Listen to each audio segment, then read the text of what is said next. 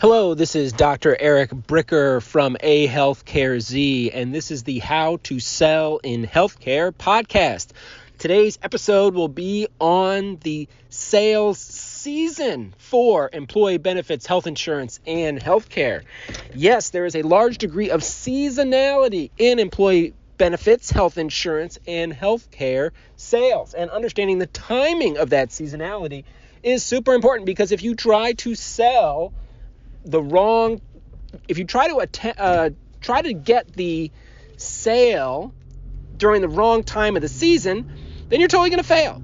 It's like you got farmers have to plant in the spring and harvest in the fall.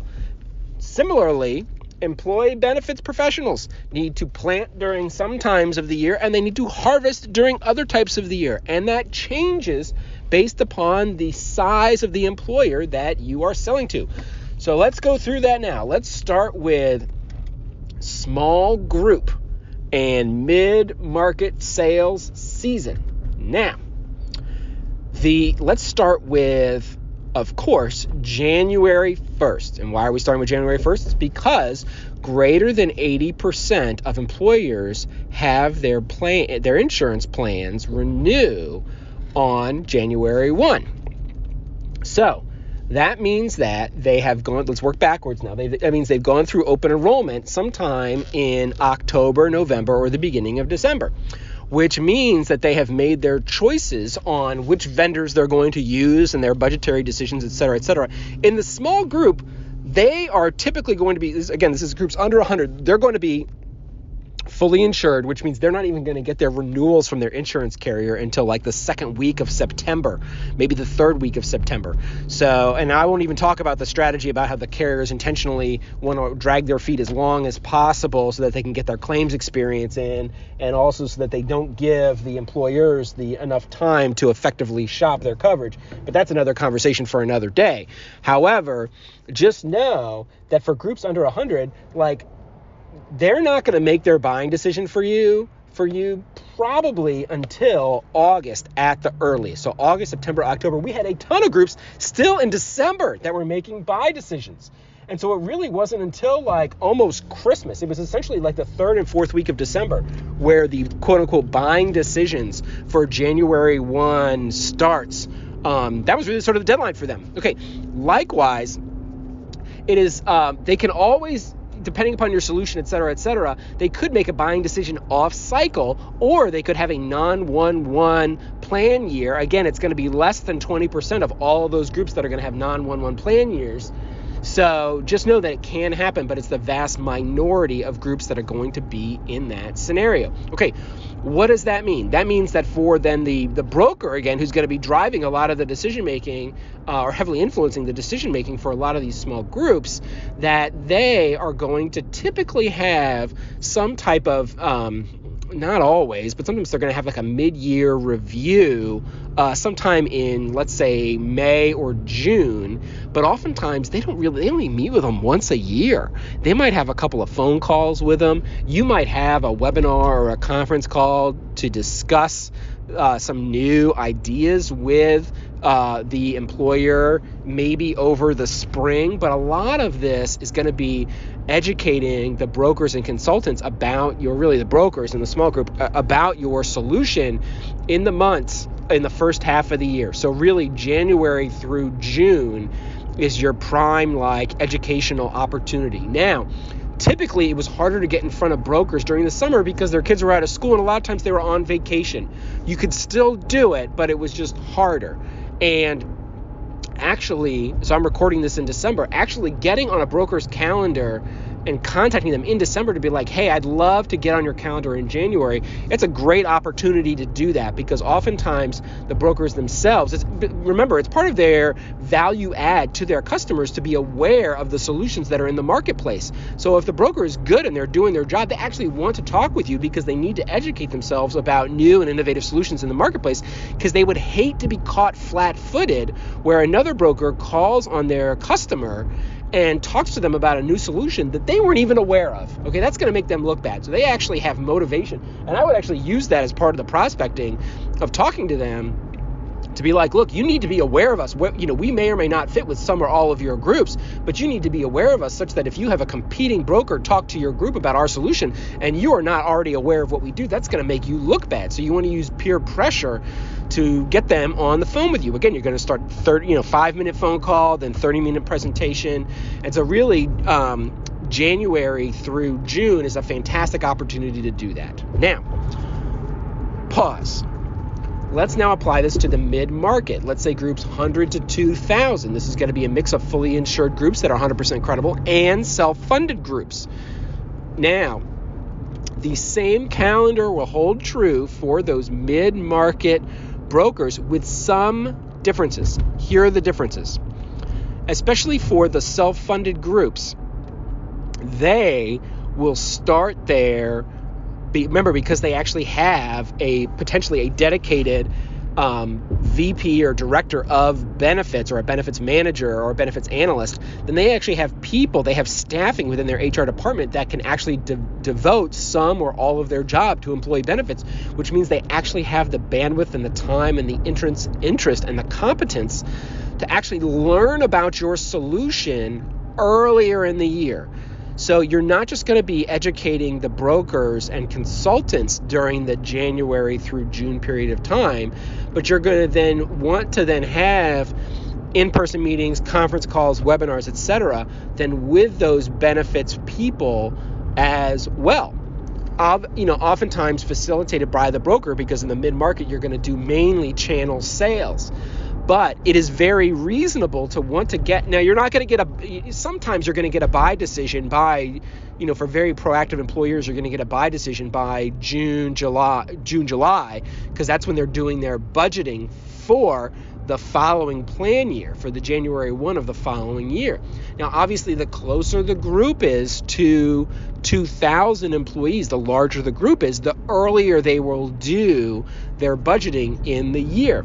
Now, some companies do their budgeting much earlier than others. So just know that you can have, a group of 800 or a group of 1,500 that could make budgeting decisions in June, July, and August. But just know that a lot of those groups are still going to be making their budgeting decisions more August, September, October. Okay? So, and I would say really August and September, it really does bunch in those 2 months. So you're going to get a big spike in kind of your buy decisions in August and September for mid-market groups. And it's going to be kind of a bell-shaped curve, right? Well, you'll have a smaller number prior to August and also a smaller number after September, but it's really going to bunch August and September in terms of their budgeting decisions, right? Because that's Q3. And oftentimes they're going to be making budgeting decisions sort of a full quarter before that budget's going to have to go into place, because they're going to need to look at their own revenue projections, their debt situation, yada, yada, yada. Okay.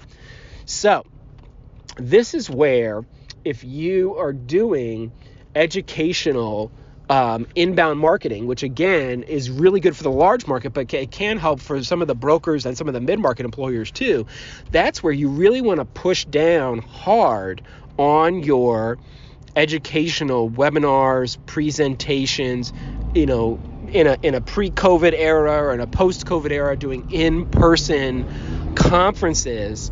You're going to really want to do that. January, everybody is still sort of quote unquote recuperating from after, and they're having to do some degree of administrative cleanup for their plans after January 1. But really, February through June 1st is a great time to do that. And I say through June 1st because it oftentimes, again, coincides with the school calendar, and a lot of people go out of town over the summer, vacations, etc., such that it's harder to do those webinars and in-person conferences after June 1st. Now, interestingly, that conference schedule and that webinar schedule is different in different geographic parts of the country because the school year is different in different parts of the country. So in other words, in the South, school gets out much earlier than in other parts of the country, especially in Georgia. So schools in Georgia will often get out before Memorial Day. And so it's really hard then to do webinars and in-person conferences in the South.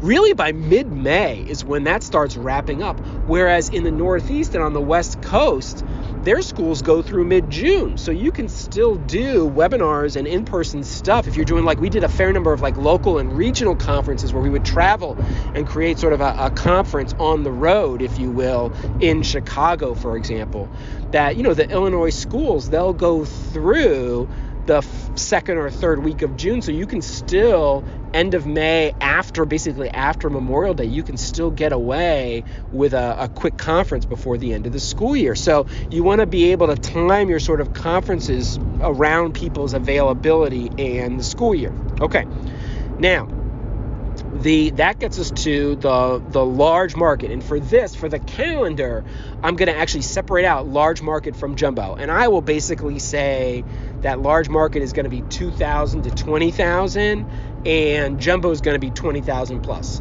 Now, sometimes you could say the large market is 2,000 to 50,000, but let's just say it's 2,000 to 20,000 for large market, 20,000 plus jumbo. Now, the difference there is that the large market, 2,000 to 20,000, is going to, again, still go off of the calendar year. And you will basically need to be in front of if you're going direct, you can actually go direct to the large market in December, because those large markets, they typically do their open enrollments in October, maybe November, but because they're so big, they have to do it earlier.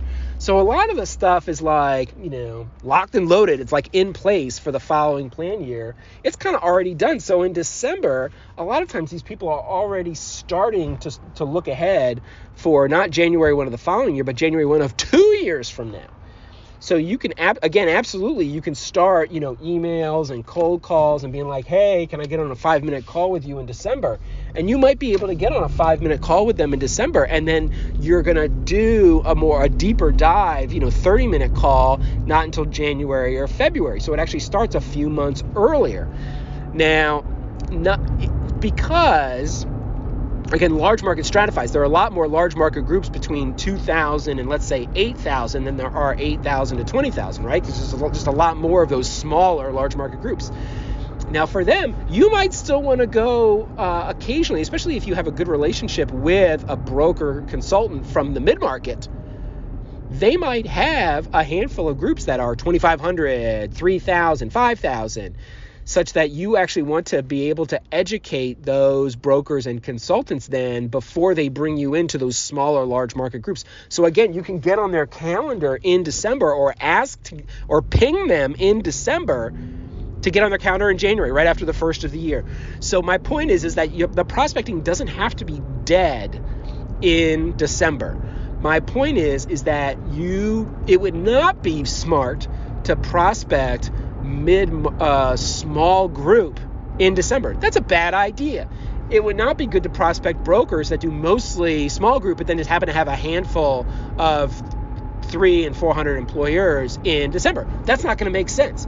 But for the larger mid-market and the smaller large market, you absolutely can do prospecting, and you should be doing prospecting in December. So in other words, you're going to basically segment your prospecting by the time of year. Now, that then gets you into to after the first of the year with direct to the large market, again, to 20,000. Okay, so then you're going to want to do those 30-minute phone calls, and then going back to a prior episode about those mid-funnel activities, about giving example reporting documents, about doing claims-based assessments. You're going to do that much more in Q1 and Q2, so January through June, whereas those assessment type things in the mid-market, because again, you can still do it. We did a ton of assessments for mid-market self-funded employers of like 700 employees. We did a ton of that. Those assessments would not happen until over the summer, because essentially the HR and benefits people were building their case for their CFO budgetary request in August, September. But the key to the large market is that those budgetary decisions often are made starting in June. So June and July are big budgetary decision months for the large market. So just know that for your large market sales, you're going to be getting the thumbs up or the thumbs down in June or July, which means that you have to be building your case with the assessments, with walking through, a site visit, what have you, in especially Q2. So in the spring is a big time in the large market for that selling to happen. And then if you, so this also then plays into your sales projections, right? Because you're going to have, percentage likelihood to close, etc., red, yellow, green. There's all sorts of different ways of measuring your sales projections in your pipeline. Now, the point is that if you have a large market group that has not made, and oftentimes they don't just come out and say no. What you get is a non-answer. They haven't told you yes, or they haven't told you no. They might just be ignoring you.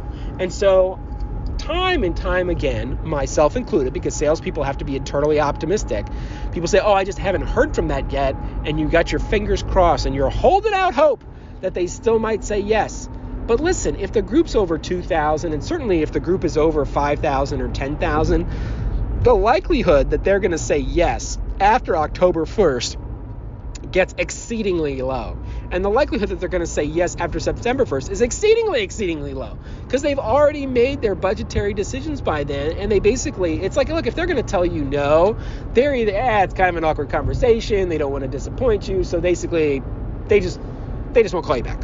Or, they're busy and they're like, well, look, my answer is no. I'm not even going to be willing to take the time to call these people to tell them no, because I'm moving on. I got other things I got to do. And that's fine. I mean, we're all grown-ups here. That's just part of the sales process.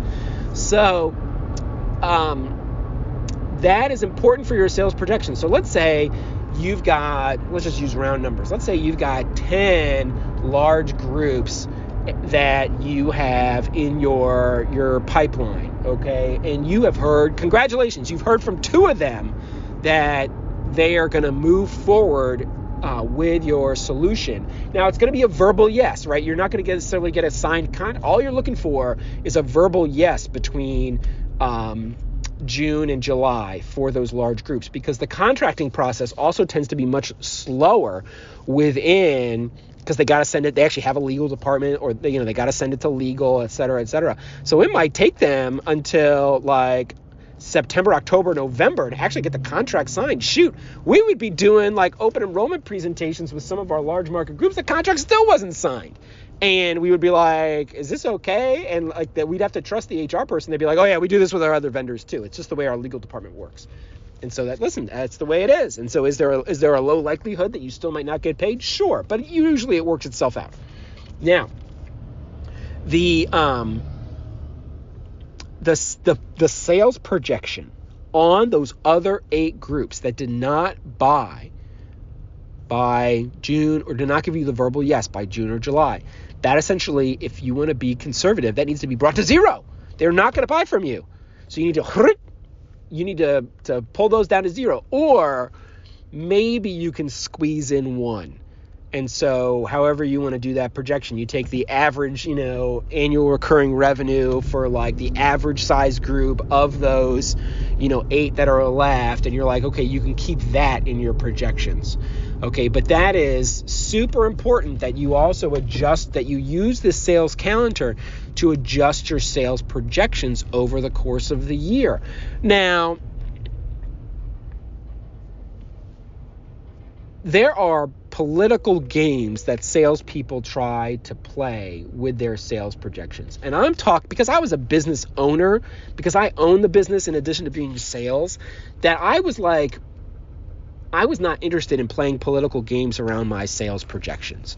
So that's another conversation for another day. And if you have the confidence as a salesperson to know that you can get a job somewhere else and you can basically establish yourself as having a good reputation for accurate sales projections within your company, well, I'm just going to let you decide what's more important to you, hanging on to your job for an extra 4 or 5 months, or having the reputation for actually having accurate sales projections. I mean, I'll let you decide. Everybody's different in regards to that. Now,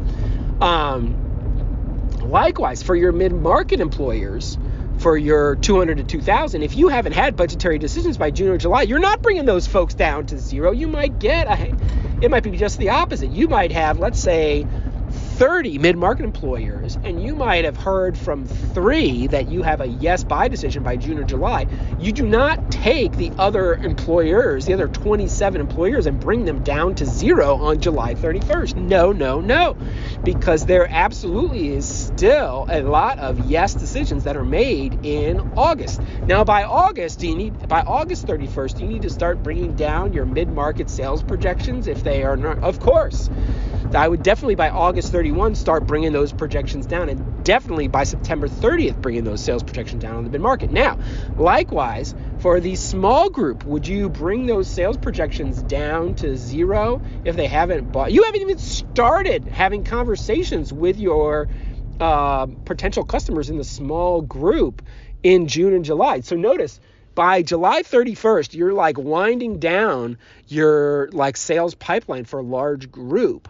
And like you haven't even started hitting your small group yet. And depending upon the size of the sales force, sometimes they stratify sales teams by, small group, mid-market, large group, national account. Sometimes they'll put small and mid-market together. So it depends, right? So at Compass, we did all 3. And when we were super small, we had our salespeople doing all 3. And, oh, by the way, it then stratifies in terms of your overall, hitting your overall projections on your quota for the year, right? Because, in other words, 50% of your sales are going to come from 5% of your groups. 80% of your sales are going to come from 20% of your groups. What does that mean?